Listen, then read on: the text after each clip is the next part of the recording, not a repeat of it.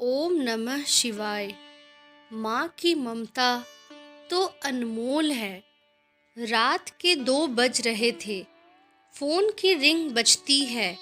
26 साल का आनंद नींद से जाग बड़ा खुश होकर फोन को रिसीव करता है। खुश इसलिए होता है क्योंकि उसकी नई नई गर्लफ्रेंड बिना टाइम देखे कभी भी उसको फ़ोन कर देती है। फ़ोन की दूसरी तरफ से आवाज़ आती है, जन्मदिन मुबारक हो बेटा। आज मेरा बेटा पूरे 26 साल का हो गया। मैं बहुत खुश हूँ। माँ की आवाज़ सुनते ही आनंद के चेहरे के एक्सप्रेशन बदल जाते हैं।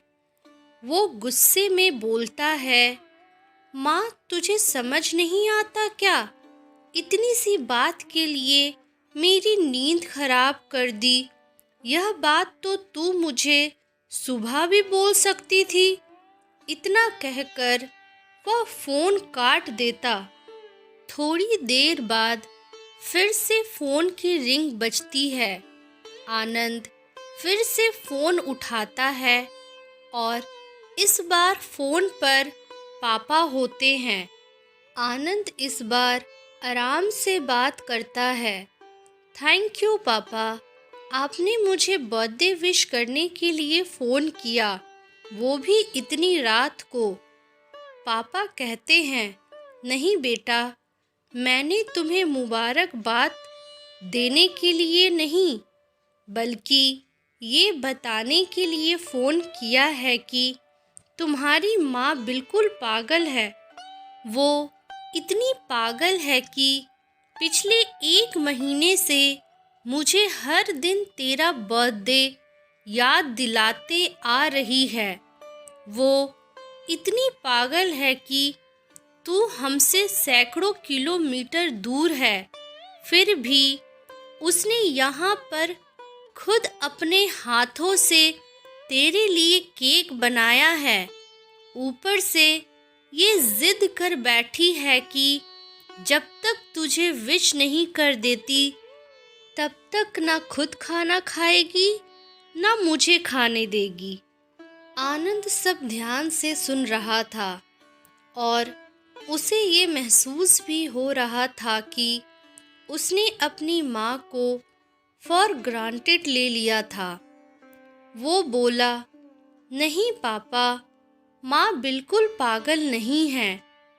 पापा कहते हैं, नहीं बेटा, तू अपनी माँ के पागलपन को नहीं जानता, मैं जानता हूँ। वह तो 26 साल पहले ही पागल हो गई थी जब डॉक्टर ने उसे कहा था, या तो हम बच्चे को बचा सकते हैं या आपको।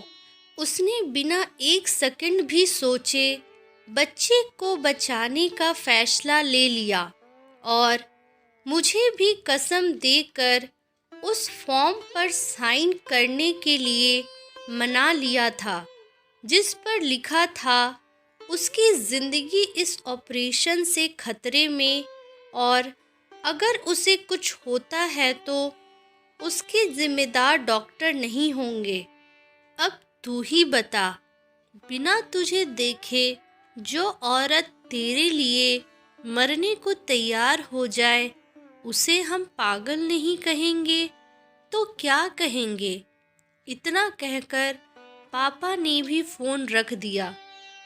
आनंद ने भी अब यह महसूस किया था कि वह जो कर रहा था वो भूल नहीं, गुनाह था। हाँ, एक बार किसी इंसान को दुख दो तो कोई बात नहीं, लेकिन भगवान को दुख देना गुनाह ही होता है और माँ भगवान से कम नहीं होती। पश्चाताप के आंसू उसकी आंखों से बह निकले। सवेरे होते ही आनंद अपने घर की ओर रवाना हो गया, अपने माँ बाप से माफ़ी मांगने के लिए। घर पहुँचते ही उसने पहले माँ से माफ़ी मांगी, जिसने उसे गले से लगा लिया। फिर वह अपने पापा से माफ़ी मांगने लगा, पापा ने कहा, कोई बात नहीं बेटा, जा तू वापस चला जा। तेरी माँ हमेशा कहती थी कि तू उसे बुढ़ापे में संभालेगा, लेकिन मैं उसे समझा दूंगा। जैसे आज तक मैं उसे संभालते आया हूँ, वैसे ही आगे भी मैं उसका ख्याल रखूंगा। बाप की ऐसी कड़वी बातें सुन आनंद की आंखें बहने लगी।